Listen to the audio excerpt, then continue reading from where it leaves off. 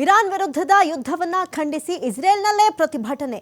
ಯುದ್ಧೋನ್ಮಾದದಲ್ಲಿರುವಂತಹ Benjamin ನೆತನ್ಯಾಹುಗೆ ತವರಲ್ಲೇ ಭಾರಿ ಹಿನ್ನಡೆ. ಪ್ರತಿಭಟನೆಗಳು ಮೊಳಗ್ತಾ ಇದೆ ಇಸ್ರೇಲ್ನಲ್ಲಿ. ಜೊತೆಗೆ ಅಮೆರಿಕಾದಲ್ಲೂ ಕೂಡ ಇರಾನ್ ವಿರುದ್ಧದ ಯುದ್ಧವನ್ನ ನಿಲ್ಲಿಸುವಂತೆ ಭಾರಿ ಪ್ರೊಟೆಸ್ಟ್ ಅನ್ನ ನಡೆಸಲಾಗ್ತಾ ಇದೆ.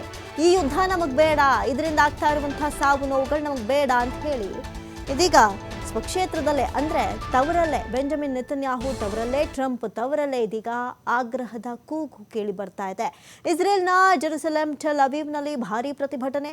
ಇದೇ ಟೆಲ್ ಅವೀವ್ ಮೇಲೆ ಬಹಳಷ್ಟು ಬಾರಿ ಈಗ ಭೀಕರ ದಾಳಿಯನ್ನು ನಡೆಸಿತ್ತು ಇರಾನ್.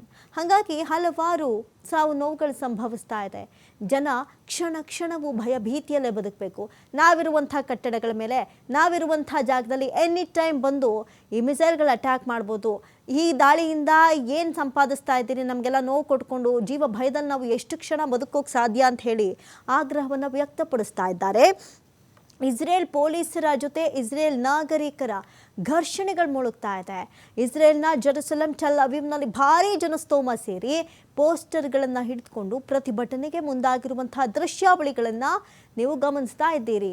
ಇನ್ನು ಈಗ ಬೆಂಜಮಿನ್ ನೆತನ್ಯಾಹು ಅವರ ತವರಲ್ಲೇ ಅವ್ರು ಮಾಡ್ತಾ ಇರುವಂಥ ಯುದ್ಧದ ಬಗ್ಗೆ ಆಕ್ಷೇಪದ ಕೂಗುಗಳು ಮೊಳಗ್ತಾ ಇದೆ. ಇದನ್ನು ಯಾವ ರೀತಿ ತಗೊಳ್ತಾರೆ ಹಾಗಾದರೆ? ಇಸ್ರೇಲ್ನ ಪ್ರಧಾನಿ ಹೆಂಗೆ ತಗೊಳ್ತಾರೆ ಇದನ್ನ? ಓಕೆ, ನನ್ನಲ್ಲೇ ಈ ರೀತಿಯಾಗಿ ಆಗ್ತಾ ಇದೆ, ಬಿಟ್ಬಿಡೋಣ ಅಂತ ಹೇಳ್ತಾರಾ? ಅಥವಾ ಅಮೆರಿಕವು ಈಗಾಗಲೇ ಯುದ್ಧಕ್ಕೆ ಒಂದಷ್ಟು ನಿರುತ್ಸಾಹವನ್ನು ತೋರಿಸ್ತಾ ಇರುವಂಥ ಲಕ್ಷಣಗಳು ಗೋಚರಿಸ್ತಾ ಇದೆ, ಸೈಲೆಂಟ್ ಆಗ್ತಾರಾ? ಇವ್ರು ಸೈಲೆಂಟ್ ಆದರೂ ಇವ್ರು ಕೆಣಕಿರುವಂಥ ಇರಾನ್ ಸುಮ್ಮನಾಗುತ್ತಾ? ಹಲವಾರು ಪ್ರಶ್ನೆ ಇದೆ. ಸದ್ಯಕ್ಕೆ ಇದೀಗ ಇಸ್ರೇಲ್ನ ಜೆರುಸಲೆಂನಲ್ಲಿ ನಾಗರಿಕರು ಪ್ರತಿಭಟನೆಗಿಳಿದಿದ್ದಾರೆ. ಇಸ್ರೇಲ್ ಈ ರೀತಿಯಾದಂಥ ಡಿಸಿಷನನ್ನು ನಿಲ್ಲಿಸಲಿ ಅಂತ ಹೇಳಿ ಆಗ್ರಹದ ಕೂಗುಗಳು ಮೊಳಗ್ತಾ ಇದೆ.